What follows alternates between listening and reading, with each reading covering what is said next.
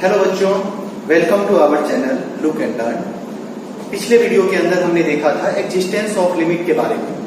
आज बच्चे हम लोग कुछ बेसिक थ्योरम के बारे में देखेंगे, जिसको कि हम लोग लिमिट के अंदर भी अप्लाई करते हैं और कैलकुलस के आगे जो चैप्टर पढ़ेंगे, जैसे हम लोग डिफरेंशिएशन पढ़ेंगे, इंटीग्रेशन पढ़ेंगे, वहां पर भी हम लोग इसके एप्लीकेशन को देखेंगे।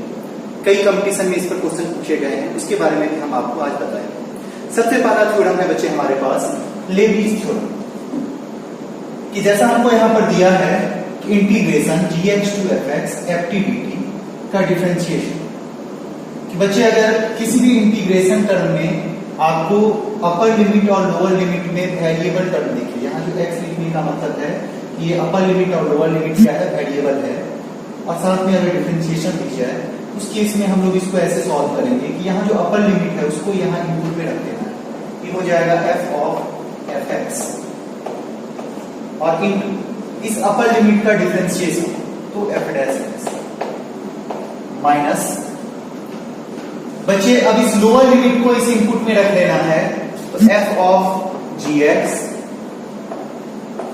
और इन इस लोअर लिमिट का डिफरेंशिएशन तो हम ये कर सकते हैं कि g डैश x।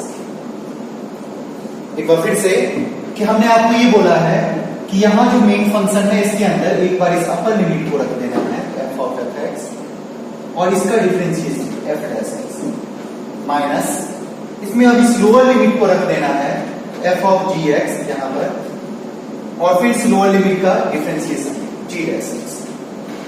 बच्चे इसको हम लोग लिमिट के अंदर अप्लाई करके दिखाते हैं। हमारे पास ये क्वेश्चन है limit x tends to 2 integration 4 to x square sin t dt by x minus 2। बच्चे अगर हम यहां पर 2 पुट करें x की जगह, ये x का वैल्यू है, तो 2 का स्क्वायर कितना होगा 4। तो याद रखेंगे बच्चे कि अगर किसी भी इंटीग्रेशन के अंदर अपर लिमिट और लोअर लिमिट ये सेम, तो यहां फंक्शन कुछ भी हो इसका इंटीग्रल वैल्यू 0। इंटीग्रेशन के अंदर अगर upper limit lower limit same आ जाए तो इसका वैल्यू क्या हो जाएगा 0। तो हम यहां पर कर सकते हैं बच्चे कि हमारा जो ये वैल्यू है ये कितना आ जाएगा 0। अगर आपको ऊपर का टर्म न्यूमरेटर 0 है और नीचे यहाँ 2 माइनस 2 0 है, हम ये कर सकते हैं कि ये कौन सा फॉर्म है 0/0। तो 0/0 फॉर्म के अंदर हमने आपको बताया है कि एल हॉस्पिटल अप्लाई करते हैं। एल हॉस्पिटल के अंदर हम क्या लिखेंगे, तो लिमिट x टेंड्स टू 2। बच्चे इसका डिफरेंशिएशन, अब जब ये इस इंटीग्रल टर्म का डिफरेंशिएशन आ गया मतलब लेबनीज़ थ्योरम।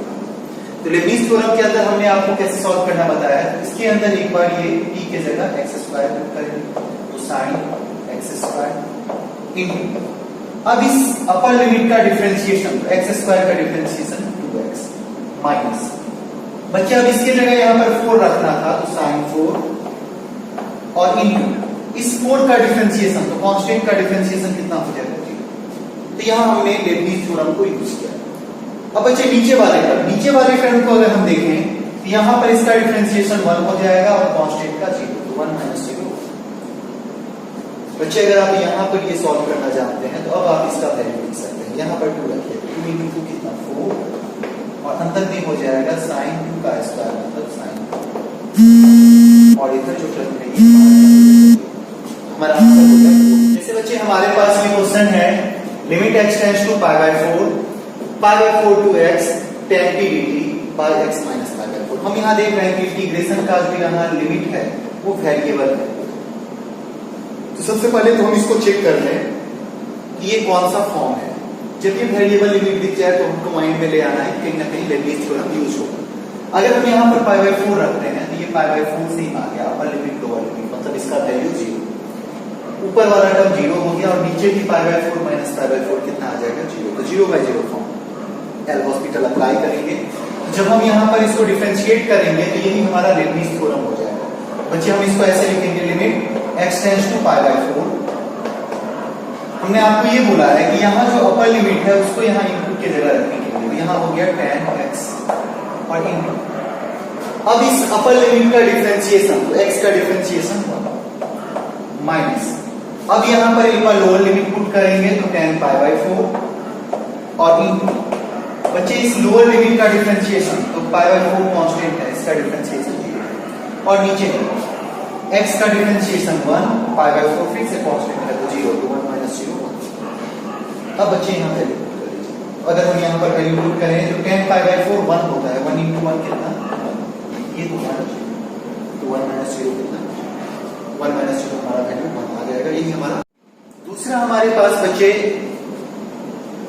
कई बार हमको समेशन टू इंटीग्रेशन फॉर्म पूछा जाता है कि लिमिट के अंदर आपको दिया रहेगा limit N tends to infinity summation of r is equals to 1 to an 1 by n into f r by n। अगर इस तरह का फॉर्म हमको कहीं भी दिखे तो सबसे पहले हम समेशन को इंटीग्रेशन में चेंज कर लेते हैं कि अगर हम लोग यहां पर इसको चेंज करना चाहें तो इंटीग्रेशन लोअर लिमिट हमको बच्चे 0 लेना है और अपर लिमिट हमको डिसाइड करना है n के कोफिशिएंट से। यहाँ n का जो भी कोफिशिएंट होगा उसको यहाँ अपर लिमिट बना देंगे।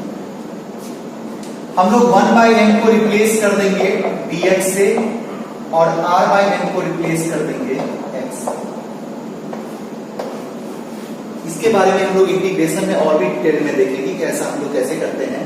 फिलहाल आपको लिमिट के अंदर जब भी इस तरह का फॉर्म दिखे समेशन का तो आप उसको इंटीग्रेशन में चेंज कर सकते हैं। तो अब ये हमारा वैल्यू हो जाएगा fx into dx। कि बच्चे अगर आपको लिमिट का समेशन दिया रहे यहाँ पर n tends to infinity r equals to 1 to an और हमको ये जो यहाँ पर जो भी टर्म रहे उसमें अगर r बाय n का फंक्शन मिले और 1 बाय n टर्म दिखे तो 1 बाय n को dx से रिप्लेस कर देंगे, r बाय n के जगह x रख देंगे।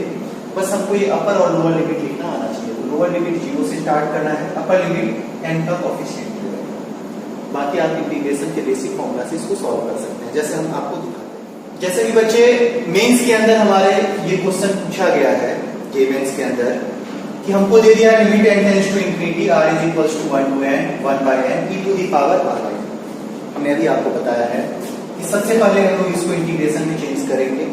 लोअर लिमिट हमको 0 लेना है, n का यहाँ पर कोफिशिएंट कितना है 1, ये हम 1 लेंगे। हमने आपको बोला था कि r बाय n को कितना से रिप्लेस करना है x से e to the power x और 1 बाय n के जगह क्या लिखना है बच्चे dx। बाकी आगे जब आप इंटीग्रेशन देखेंगे e to the power x का इंटीग्रेशन होता है e to the power x। ये हमारा अपर और लोअर लिमिट। एक बार इसमें अपर लिमिट पुट करेंगे तो e to the power 1 e minus एक बार लोअर लिमिट पुट करेंगे e टू द पावर 0 कितना हो जाएगा। तो हमारा आंसर हो जाएगा बच्चे यहां से e माइनस। जैसा कि बच्चे हमारे पास ये क्वेश्चन है, ये भी जे मेंस के अंदर पूछा गया है कि limit n tends to infinity 1 cube plus 2 cube plus 3 cube dot dot n cube by n को। सबसे पहले तो बच्चे यहाँ जो सीरीज है इसको हम समेशन के टर्म में लिख सकते हैं। समेशन के टर्म में अगर हम इसको लिखना चाहें तो हम लोग इसको लिखेंगे limit n tends to infinity summation. देखना है कौन सा वैल्यू चेंज हो रहा है तो इसका बेस, इसके बेस को हम r मान लेते हैं। पावर इसका कांस्टेंट है तो r क्यूब। कहां से कहां तक बचे तो r का वैल्यू 1 से लेके कहां तक गया है n तक और नीचे में जो टर्म है n4 इसको वैसे ही छोड़ दें।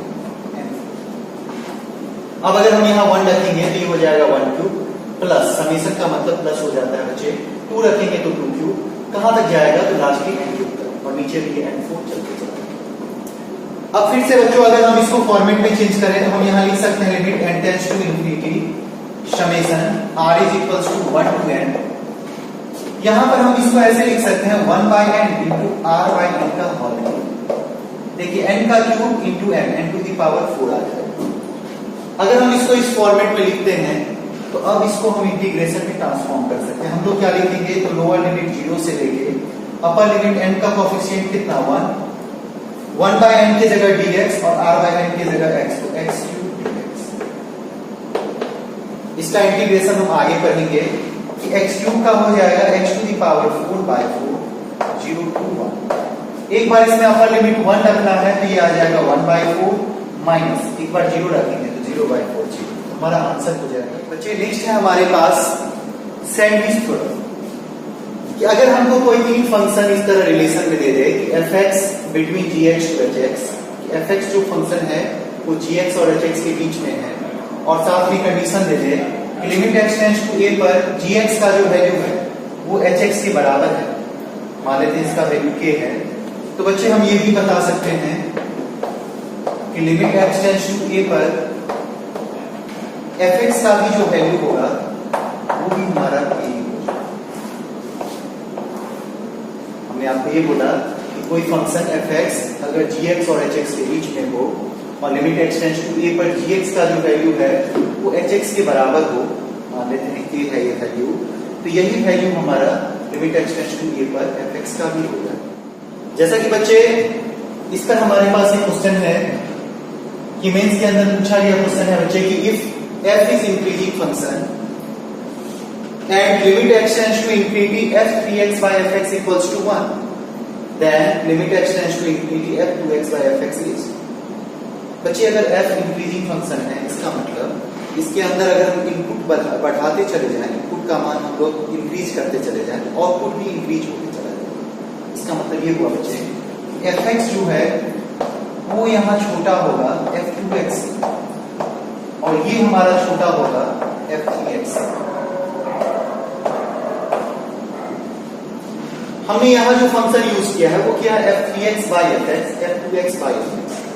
अगर हम इन तीनों फंक्शन को fx से डिवाइड करते हैं तो यहाँ डिवाइड करेंगे तो इसको लिख सकते हैं 1 less than equal to f2x by fx और ये less than equal to f3x by fx। देखिए बच्चे अगर हम यहाँ पर x टेंड्स टू इंफिनिटी भी पुट करें तो ये कांस्टेंट है, ये 1 ही रहेगा और इसका वैल्यू अगर x टेंड्स टू इंफिनिटी पर 1 है तो ये दोनों इक्वल है और अगर ये दोनों फंक्शन इक्वल है इसका मतलब इसका भी वैल्यू कितना होगा, मतलब इसका भी वैल्यू कितना होगा। तो अगर हम यहां से लिखें कि limit x tends to infinity f2x by x fx, इसका वैल्यू भी कितना आ जाएगा, क्यों? क्योंकि limit x tends to infinity f3x by fx का भी वैल्यू कितना है 1, तो ये दोनों अगर इंफिनिटी पर 1 है तो इससे इसका भी वैल्यू कितना होगा।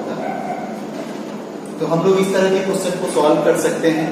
तो बच्चे हमारे लिमिट के अंदर जितने भी पॉइंट्स थे आज हमने टोटल पॉइंट को डिस्कस कर लिया है। इस पर कुछ जो क्वेश्चन हैं जो अलग अलग कंपटीशन के अंदर पूछा गया है, एनडीए के अंदर, एयरफोर्स के अंदर या फिर जेईई मेंस एडवांस के अंदर, वो मैं नेक्स्ट वीडियो में आपको बता दूंगा। अगला वीडियो मेनली जो हमारा थ्योरी होगा वो कंटिन्यूटी और डिफरेंशिबिलिटी का होगा और साथ में हम लोग एक क्वेश्चन वीडियो भी देखेंगे क्वेश्चन प्रॉब्लम के ऊपर जो कि अलग अलग कॉम्पिटिटिव एग्जाम पर है। ओके बच्चे, तो आज मैंने बच्चे लिमिट के अंदर जितने भी पॉइंट्स थे उसको आपको बताया। अभी तक हमने इंडिटरमिनेट फॉर्म्स को देखा है, एक्सिस्टेंस ऑफ लिमिट को देखा है और साथ में कुछ बेसिक थ्योरम्स देखे हैं। लिमिट के अंदर जितने ही पॉइंट्स से अलग अलग कॉम्पिटिटिव एग्जाम में क्वेश्चन पूछे जाते हैं। नेक्स्ट वीडियो के अंदर हम आपको कंटिन्यूटी एंड डिफरेंशिबिलिटी के बारे में बताएंगे। साथ में एक वीडियो हम आपको जितने भी कॉम्पिटिटिव एग्जाम के अंदर क्वेश्चन पूछे गए हैं जैसे कि JEE mains advance, NDA, air force, तो उसका भी हम एक वीडियो आपको उपलब्ध करवा देंगे।